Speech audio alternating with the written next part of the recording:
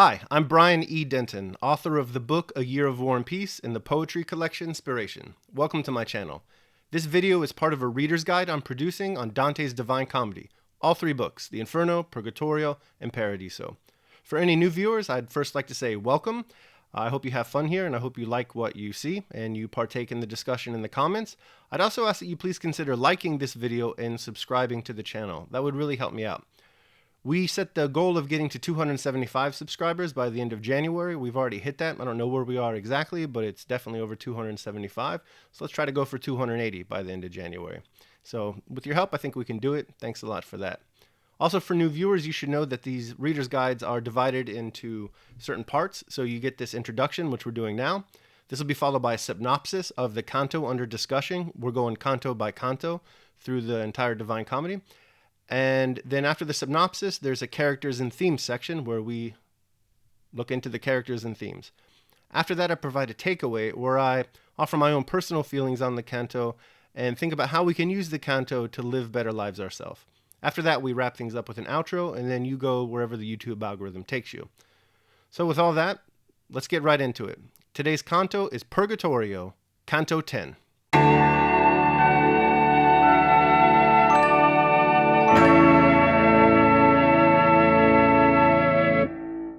We opened with the sound of the clanging closing doors of Purgatory, and it's important to note that Dante, just as he was instructed not to do, does not look back. After this, our two poet-pilgrim heroes begin their journey through Purgatory proper. We've left the anti-Purgatory and we're now in the real Purgatory. The first obstacle they find in Purgatory proper is a very narrow path of Byzantine complexity and very sharp, rocky edges. And it takes them quite a bit of time to pass through this.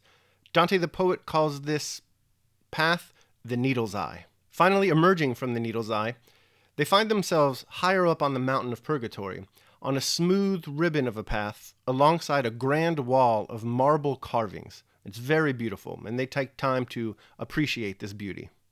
Dante the poet compares the artistry of these carvings to the work of Polycletus. He stands in awe of the work, contemplating it. His attention is first drawn to the Archangel Gabriel and Mary. This, of course, depicts the Annunciation from the Bible. Dante kind of wants to dwell on this. He can't really take his eyes off it at all, really. And so Virgil nudges him to consider other parts of the carving as well. Dante does so. Next, Dante notes a depiction of David dancing in joy next to the Ark of the Covenant. And after this, he notices a carving depicting a scene from Dio Cassius where the Emperor Trajan secures justice for a poor widow woman while he's on the warpath. These beautiful carved images of Mary, David, and Trajan, all instances of humility, note, are so enticing to Dante that he almost misses entirely the penitent sinners in this canto. In fact, Virgil has to direct his attention towards these penitent sinners.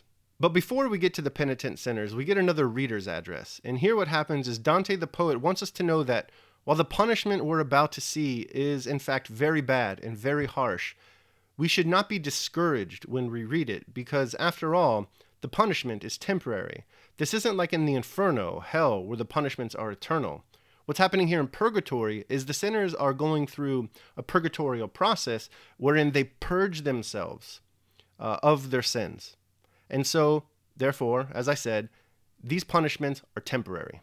Then Dante reports on the punishments of these penitent sinners, and all he sees at first are moving shapes. He doesn't quite know what they are. They just look like giant stones, really. In fact, that's all he can see are just these giant stones moving about. So Virgil suggests that Dante look a little bit closer. Upon closer inspection, it's revealed that there are people being crushed under these heavy burdens, these heavy stone slabs that they're carrying around on their back as they move slowly up the mountain. Further, we are told that these penitent sinners have committed the sin of pride in their life, and that's what's being punished on this terrace of Purgatory. Pride. And then we conclude the canto with Dante addressing prideful Christians for looking backwards and being little worms who fail to become angelic butterflies.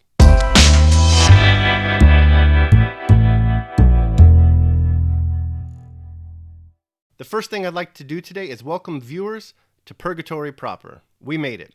And I'd like to offer you all a quick overview, a quick map of the terrain. I think this will be helpful for new readers of the poem to understand what's going on and to situate themselves within the world of the poem. After that, we'll discuss the needle's eye, then we'll discuss that beautiful carved marble wall that Dante so much enjoyed looking at, and we'll conclude things by discussing the penitent sinners in this canto, those who committed the sin of pride. Okay, so let's begin by discussing the structure of Purgatory according to Dante. First, as we know already, Purgatory is a mountain. You can see an illustration of this mountain here. We're going to be traveling up this mountain over the course of this poem. On the way up this mountain, we're going to encounter, as we did in the Inferno, different classes of sinners. The difference between the sinners in Purgatorio and Inferno, however, is that the sinners here are not undergoing eternal punishments. They are rather undergoing punishments that purify them, preparing them with moral change for entry into paradise. There is hope here, where, famously, there was no hope in the Inferno. We do not abandon hope in Purgatory, we embrace it. Also similar to the Inferno, Purgatory is divided into different sections, each section containing a different type of sinner. In the Inferno, these were the circles of hell. In Purgatorio, on the other hand, we have different terraces of the mountain. There are 7 of these terraces, and you can see them clearly in these illustrations. We are now in Canto 10 in that first terrace. Now, there's a distinct narrative pattern that Dante employs for each of these terraces. And I think it's very important as it's related to the aforementioned idea of hope in Purgatory. Dante does not introduce us to the penitent sinners first. Rather, our introduction to the penitent sinners is preceded first by an introduction to the corresponding virtue opposed to the sin that's being purged in whatever canto we're in. The good comes before the evil. It's as if Dante is suggesting that there is grace always, if we want to look for it. It's also important to note that these virtuous examples that we will encounter first before we encounter the penitent sinners, they always begin with a part of the story of Mary, the Mother of God. So today, for example, before we meet any of the penitent sinners, we first meet Mary as she learns the virtue of humility, which stands in opposition to the vice of pride. And she learns humility in the Annunciation story. She has to be very humble to accept this great honor. We'll get a little bit deeper into this story of Mary and the Annunciation in just a little bit, but now that we're done with this introduction to the structure of Purgatory, what I'd like to do is to talk about the needle's eye, which Dante and Virgil have to pass through before they get to that beautiful carved marble wall. We don't really need to spend a lot of time on the needle's eye, though, because it's really clear symbolically what Dante is trying to get at here. It's a very difficult path. It's a very dangerous path. And so what he's doing, Dante, is he's further developing the theme that the road to Purgatory is a difficult road. We've talked about this previously. Further, it's also reminiscent of the Gospel of Matthew, chapter 19, verse 24. And again I say unto you, it is easier for a camel to go through the eye of a needle than for a rich man to enter into the kingdom of God. But I think Dante's up to just a little bit more than suggesting once again that the road of Purgatory is difficult to negotiate. He's also suggesting, I think, that it takes intentionality, a plan. Look at lines 10 through 12 of this canto to see what I'm trying to say here. It's when Virgil makes the following suggestions as they're about to enter the needle's eye. Here we must use skill in keeping close to one side or the other, hewing to the side where the rock gives way. Here we see that Dante is only able to navigate the needle's eye with outside help. That is, our spiritual growth is not an individual enterprise, at least not so entirely.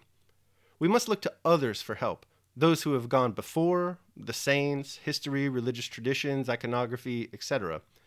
We've seen this idea before in the Divine Comedy, and we've talked about it in previous videos. In fact, Dante is about to present another instance of this right now in the form of the carved marble wall that he sees immediately upon exiting the needle's eye. Here's what Dante sees as he finally steps to the first terrace of Purgatory. As far as my eye could wing its flight, now toward the left, now toward the other side, the terrace stretched before me. Our feet had not yet stepped on it when I perceived that the encircling bank, steep and impossible to climb, was of white marble, carved with so much art that Polycletus and nature's self would there be put to shame. So what we have lining this terrace is this stunningly beautiful carved marble wall.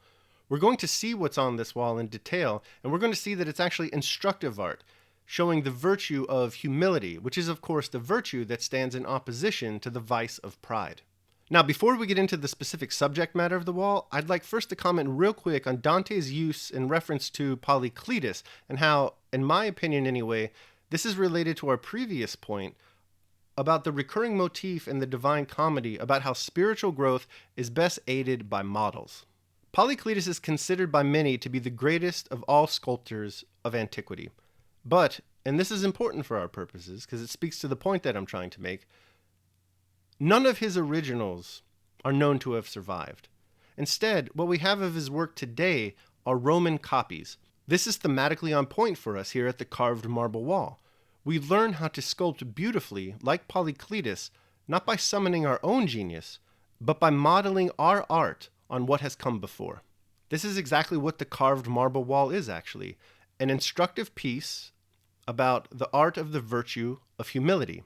By contemplating the wall and by modeling our behavior after what we contemplate there, we find best examples about how to avoid the sins of the vice of pride.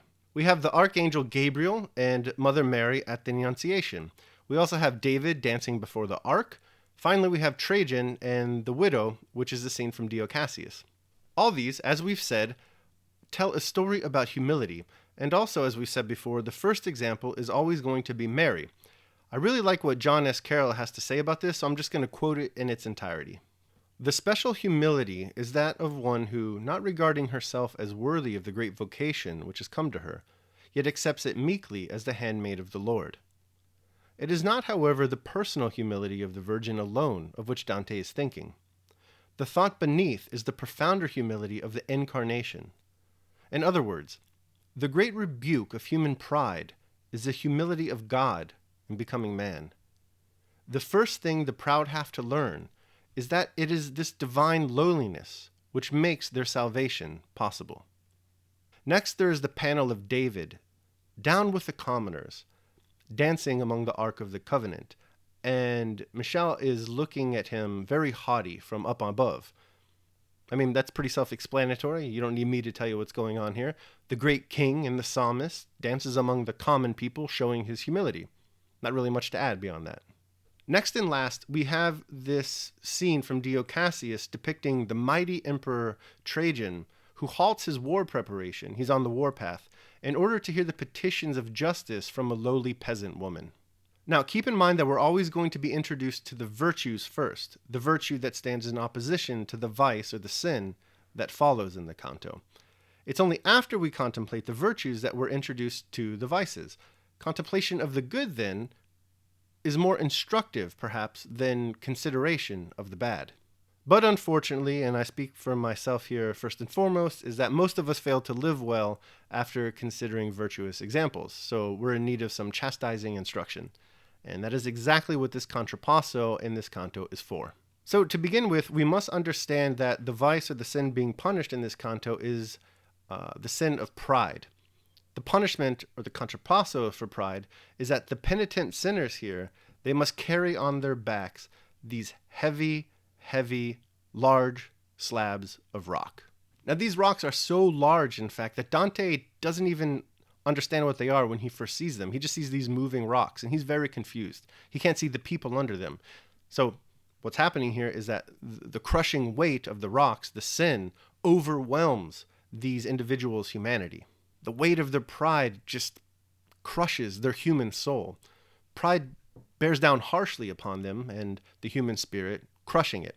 So where the rocks in Purgatory, in this canto anyway, overpower and erase the human beings bearing them, so too in life does the source of our pride overpower and erase our own humanity. I also suppose that what's going on here is that the things that we take the most pride in life actually become the things that we identify with the most. So we become so preoccupied with the sources of our pride that our true self is obscured. We don't have to carry all this obscuring weight. We could choose instead, after contemplation of the virtues of humility, to relieve ourselves of this burden. But, like the needle's eye, that's just a very difficult path to navigate.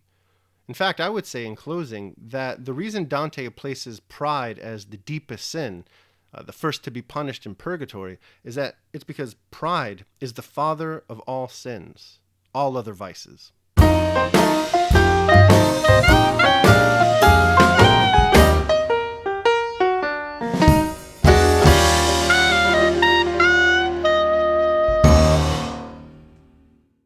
The takeaway of this canto is that the things that we take pride in weigh us down, and we can unburden ourselves from this weight through constant contemplation of virtuous example.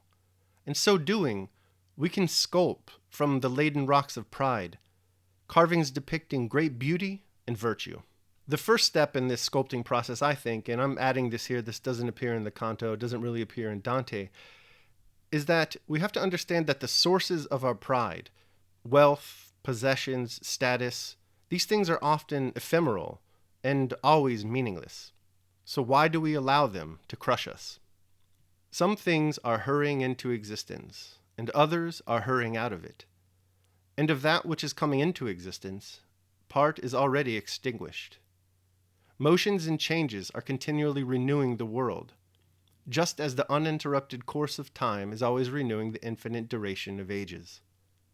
In this flowing stream, then, on which there is no abiding, what is there of the things that hurry by, on which a man would set a high price?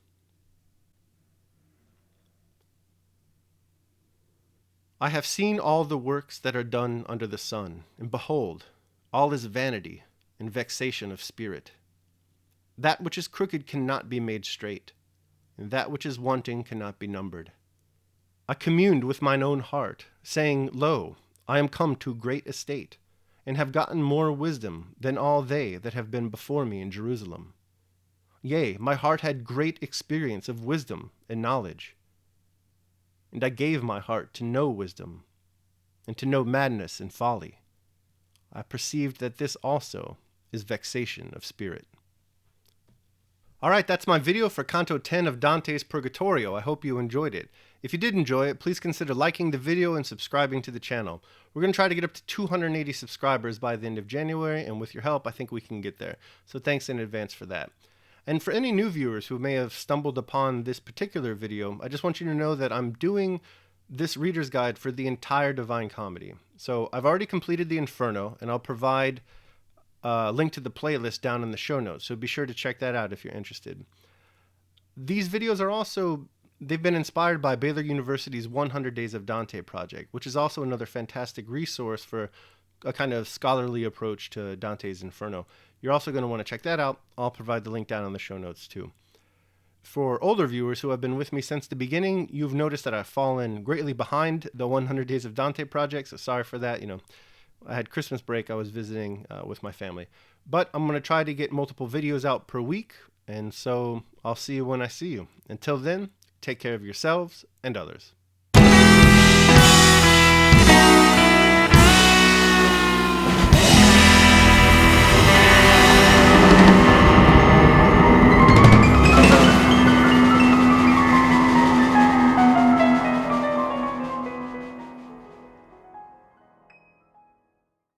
His attention is first drawn to the archangel. He's isosceles. So let's look at the three main subjects of this wall that Dante tells us about. We have the archangel. Why do you keep saying archangel?